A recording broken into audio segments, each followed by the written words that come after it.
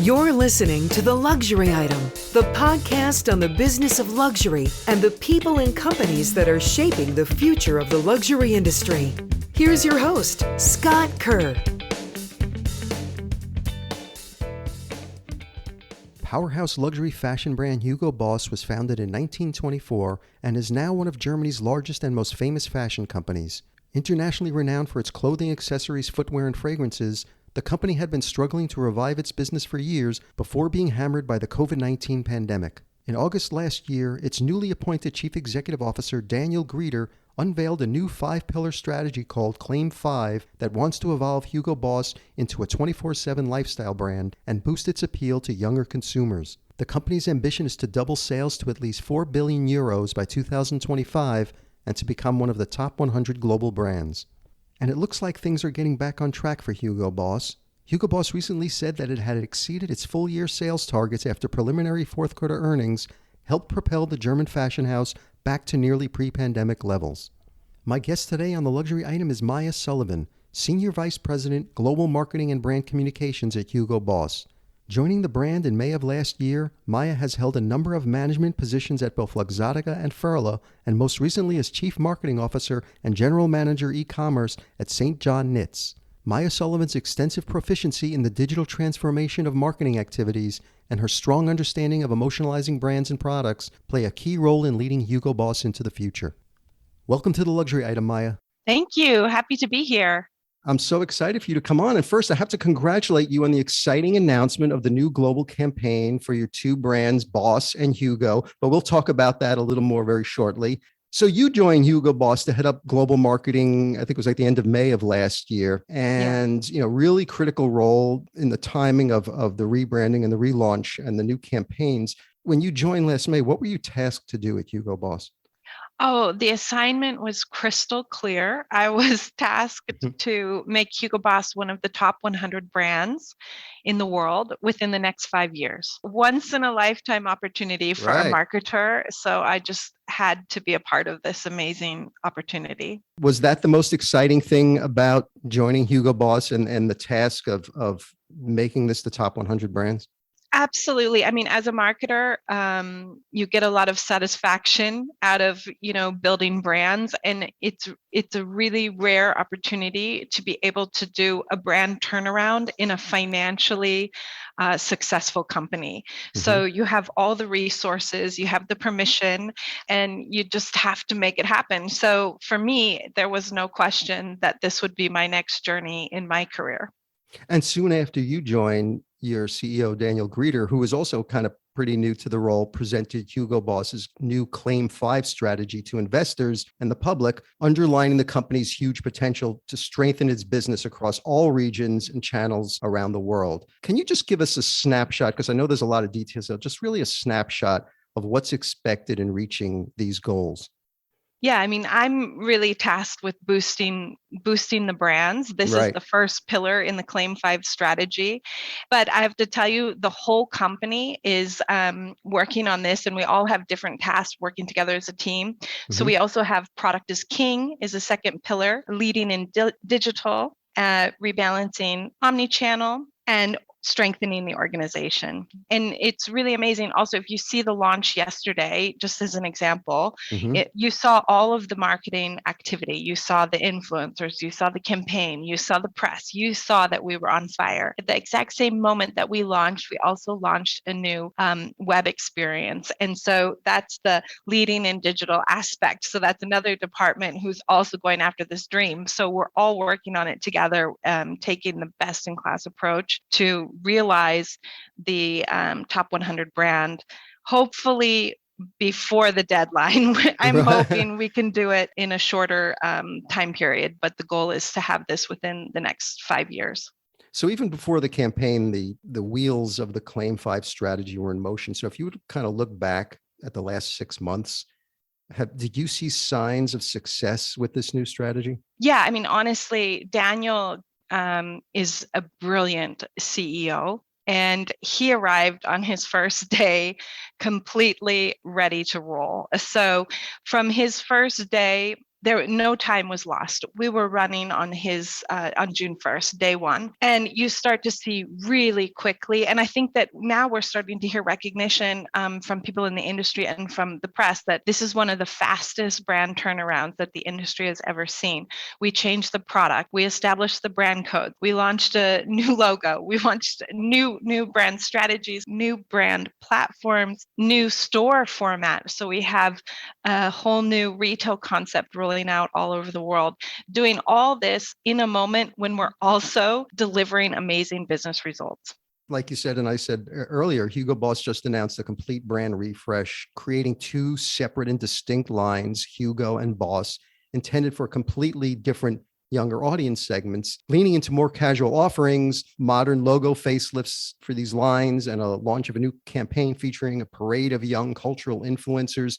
In the internal conversations beforehand, that you were having early on, how did you want to redefine the brand? I think that's one of the reasons why I took this job, is because there is an intuitive alignment already between Daniel and myself, just in the ways that we think about the brands and the strategy that helps us to go fast. Because for the most part, we have the same idea, the same vision in mind. So there's not a lot of time debating. And I think that it's a matter of going back to basics. Hugo Boss once was the most important brand in the premium sector. Mm-hmm. And I think that the company over the last 8 years or so lost the way a little bit, lost the purpose. And if you really look at the brand strategies, we're kind of going back to what the brands originally stood for, but doing it in a modern way. So Boss has always been the brand for successful people. Mm-hmm. It's just that in today's world, success is defined in a different way. Success doesn't mean being the manager. Success means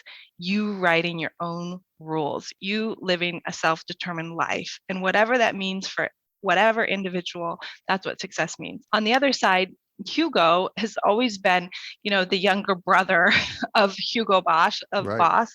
And it's a brand about self-expression, dare to be yourself. And we launched the brand platform, Hugo Your Own Way. And that's very much within the DNA already within the brand. So it was a matter of kind of polishing this up and representing it in a more modern and more relevant way for the younger consumer. And Hugo Boss set up a digital and data campus in Germany and Portugal to leverage its capabilities. And digital and data has become a strategic priority for Hugo Boss. How are you utilizing data in marketing and communications? Yeah, it's incredible. And that also happened so fast. I mean, within just a few months, that whole entity was up and running in Portugal. So I'll give you a really good example. One of the first big moments of the new wave of energy for Boss was the Russell Athletic fashion show in Milan in September. Right. And we really brought new energy and new life to the brand. And it was a social first event. It's actually still the record for any brand debuting a fashion event on TikTok. We created all this energy, all this buzz. We broke a lot of rules. We brought in people who were not part of the systematic fashion system. So we went way beyond fashion models and influencers. We brought in athletes. We brought in Kabi Lamy, the TikTok influencers, to actually be in the runway show. And then we watched. We looked at the data. We followed the sentiments. We paid very, very close attention to what was happening on social media. And I'm sure that you saw just in the first 4 days, we had delivered over 4 billion impressions worldwide on social media. And this gave us a tremendous amount of data to learn and understand the response of the consumer. And a few of the things we learned there was that the consumer, that Kabi Lamy, Big Matthew, who's a K-pop star, it was his runway debut, and Alicia Schmidt, it was her runway debut as well. All three of them, actually, it was their runway debut, that they had a tremendous response on social media. People were going crazy, and they were bringing us an entirely new audience of consumers. They were introducing the fashion world to new young people. And we looked at that data. Within 1 week, we were in discussions with all three of them for global ambassador deals, for capsule collections, for campaign work. So we're able to really look at that quickly, make a decision, have the flexibility, the adaptability. And I have to say, credit to Daniel Greeter, because we have the permission to make these deals happen really quickly. Do you see increasing investments in social media this year? Yeah. You're onto something. I'd say, yeah, no. We're doubling down on social media, and I think you've seen from yesterday. Just for a point of example, the Russell Show, which was a social first event, actually truly a TikTok first event. Yeah. In the first 4 days, we saw 4 billion global impressions on media, but for the whole campaign, because it continued for about 3 weeks after, we generated 16 billion impressions on social media between Instagram and TikTok, and we delivered 8 million euro in net sales. And I mean, this way paid for itself. And we're continuing all of our events and everything that we do. We're creating a conversation on social. What we did yesterday on TikTok and Instagram, we are still pulling the data together, but we will be releasing some news very soon about that activation with another tremendous moment on social media. So before, when you did join, did Hugo Boss already have data that was usable? Yeah, they had a lot of data. There's the company is a great company. And there's a lot of structure and there's a lot of data within the company. So yes, there was a lot of data. The one thing for me as a marketer coming in is that when I started looking at the data, it was all rational. So it was all focused on, I mean, at least the stuff that I saw in the early days was very much about brand awareness, how we were tracking against our competitors. And the big shift that the brands need to take to be relevant is we need to emotionalize the brand. And so the shift that we're taking also in the data is to be able to measure and monitor and get a pulse on how people feel about the brand. So are we moving from their heads to their heart? And would they care if we disappeared tomorrow? Do they love the brand? Is this their favorite brand? So we're doing a lot more data tracking on more the emotional side rather than the rational side. Were there any surprising insights that came out of that? Honestly, I mean, the data that we have right now, we don't have all the data in on that emotional side because we don't have, we've just started. And so we don't have all the reads in. I think that I wasn't necessarily surprised. I think I knew coming in that I had a beautiful brand, a huge opportunity, a brand that everybody in the world knows, that has tremendous awareness, but just needed a little bit more heart. Let me cycle back a little bit to the pandemic. How did Hugo Boss shift its communication models and marketing to adapt to the changes in consumer preferences and behavior during the era of lockdown? I joined at the tail end of the pandemic, but when I had arrived, they had already pivoted quite a bit into casual wear. So a lot of the German, the amazing tailoring and the suiting that we were so famous for got worked into joggers and jumpers and, mixing a hoodie with a suit over it and being very Zoom friendly. So I think the company was really fast and really smart. They took that decision really early on. I mean, by the time I was here, that was already, fully realized and also a big part of why we have been so successful in the pandemic. On the marketing side, the team shifted a lot into social, into digital. They launched TikTok. They did a fashion film for Russell One, which was the first big social moment. This was before I came. It was tremendously successful. That was the biggest social moment that the team had really doing a fashion show, but through a social experience without a live audience. So there was a big shift to digital before I even started. I know this was before you started, but was it hard for the brand to pivot and lean heavily into more casual wear, or that was perhaps the moment for Hugo Boss to evolve?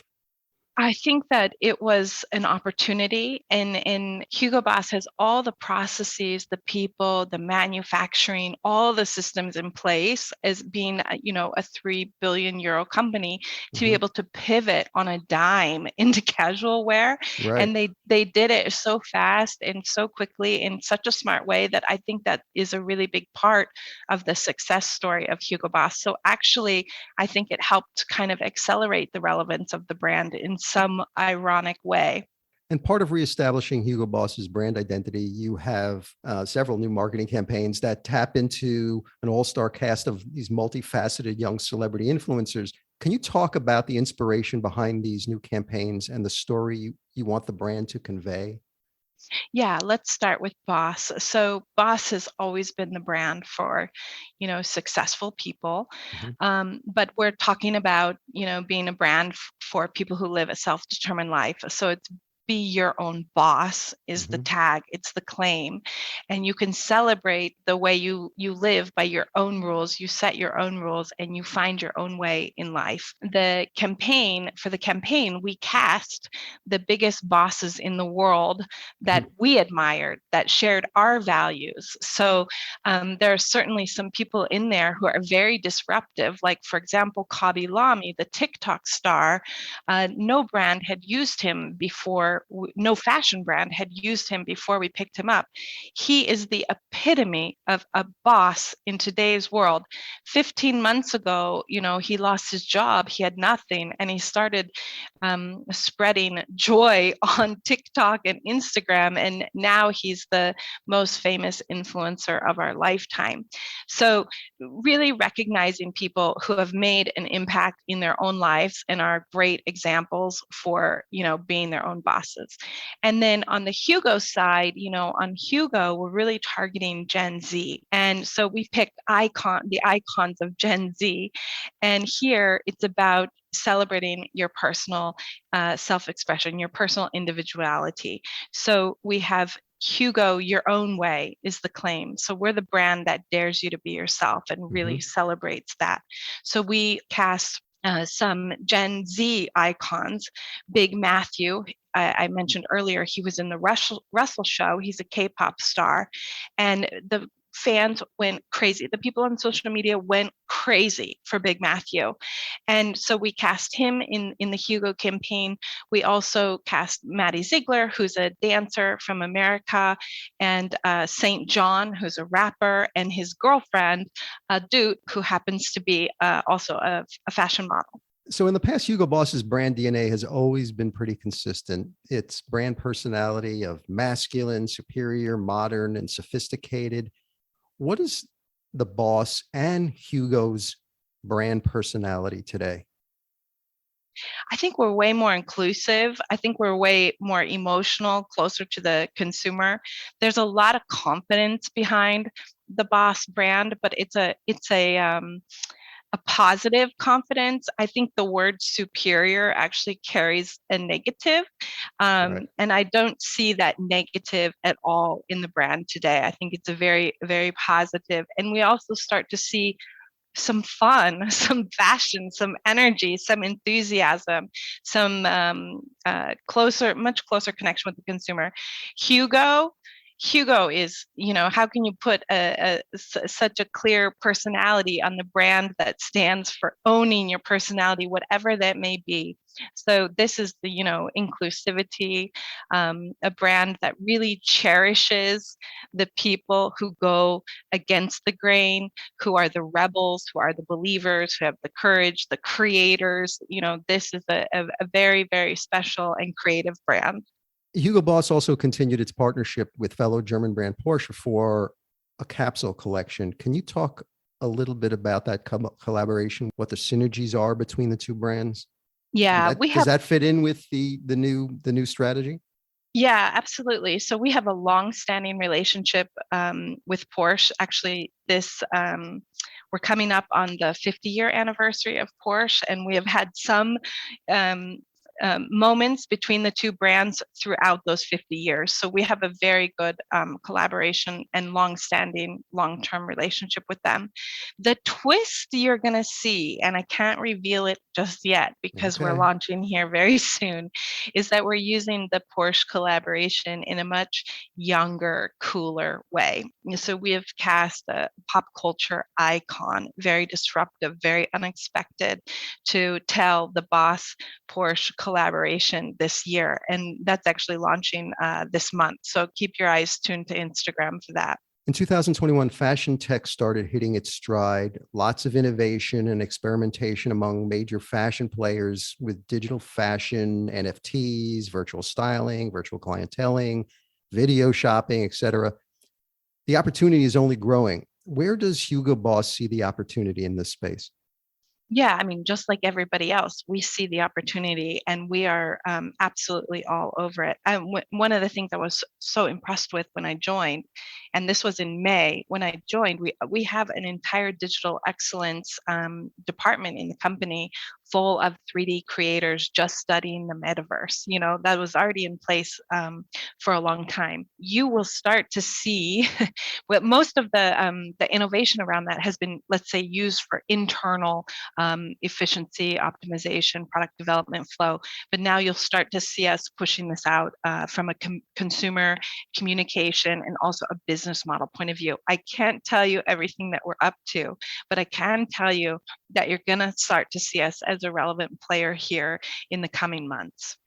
You know, it's nearing 2 years living under COVID-19 and consumers are still mired in exhaustion and confusion. You know, the roller coaster between hope and pandemic setbacks like the Omicron variant has generated a weary sense of independence, a kind of self-reliance mindset and more open to change. Do you think about these shifting consumer moods in the marketing strategies that you develop? Absolutely. I mean, every day I think about what's happening in the world and how, as a brand, we need to echo that or be sensitive to it or be relevant to it. And, this is also when you think about our campaign, be your own boss. It is, you would have seen yesterday when we launched this, the pride, the enthusiasm, the momentum that came behind that message because it was such a positive message in such a difficult time. So I think that we're very, very sensitive to what we put out there because we want to be part of the hope. We don't want to be part of the sadness. We want to be sensitive to the sadness of the pandemic, but as a brand and as a platform, we want to build hope in people for what's ahead. So what can we expect from Hugo Boss in the marketing partnerships this year that you can talk about? Can you talk about anything? Yeah, I can. So, Boss has always had an amazing point of difference here in our sports marketing team. So you would have seen, I hope you've seen our amazing collaboration and ambassadorship with Matteo Berrettini. Oh, yeah. So he's one of the top tennis players.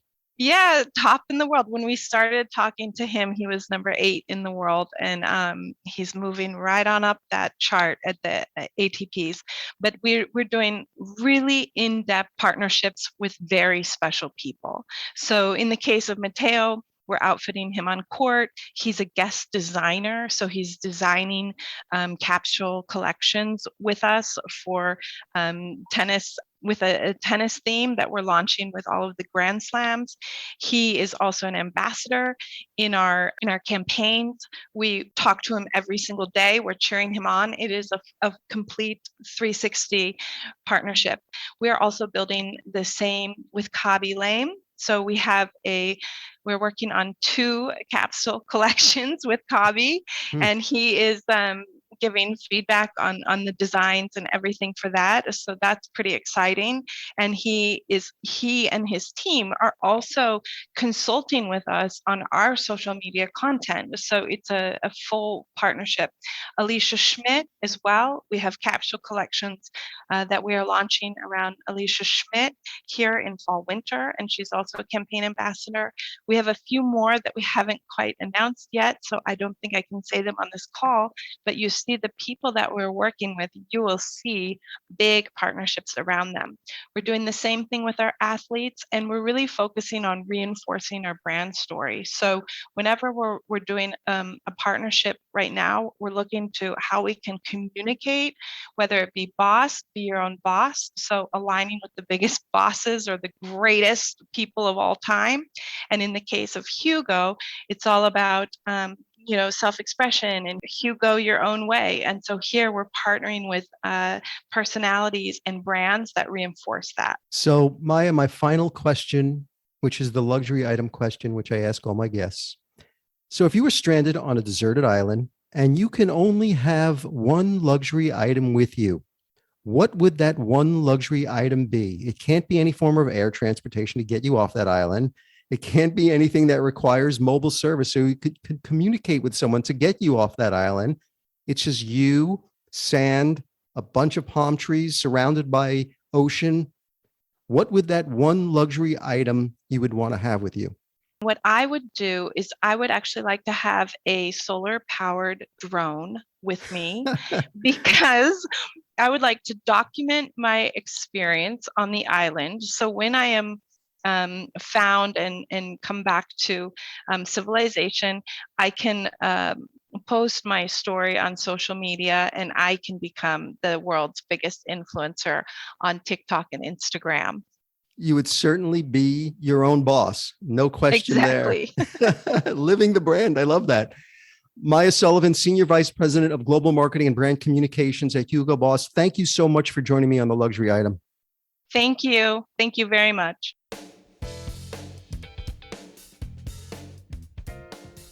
That's it for this episode of the Luxury Item Podcast. Thank you so much for listening. If you found this useful and entertaining, I would be really grateful if you can share it with a friend or colleague. I would love it if you subscribe so you never miss an episode. And while you're there, be sure to rate and review us on Apple Podcasts. It really helps other listeners find us. The Luxury Item Podcast is a production of Silvertone Consulting. I'm your host, Scott Kerr. Until next time.